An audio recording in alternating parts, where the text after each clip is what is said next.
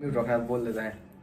जी हाँ, नमस्कार दोस्तों, मैं हूं नितेश यादव और आप देख रहे हैं हमारा YouTube channel Bhojpuri top news. और भोजपुरी इंडस्ट्री में बढ़ते हुए विवादों को लेकर हम बात करने वाले हैं।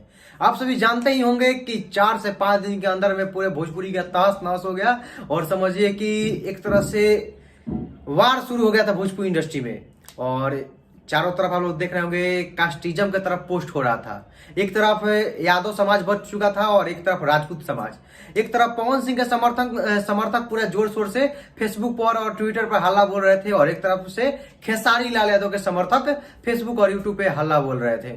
और इसी के बीच अब एक खबर निकल कर आ रही थी कि टुनटुन लाल यादव को घर से उठा लिया गया है और उनके साथ बदसलूकी किया गया है, मारा गया है, पीटा गया है और स्टूडियो भी तोड़ ताड़ दिया गया है। इस बात को लेकर सोशल मीडिया पर जमकर चर्चा हो रहा है और कई लोग हमसे पूछ रहे थे कि क्या ये सच्चाई है कि टुनटुन लाल यादव को मारा गया है, पीटा गया है। तो आप सभी जान लीजिए कि कुछ भी नहीं हुआ टुनटुन लाल यादव को। टुनटुन लाल यादव अपने घर पे हैं।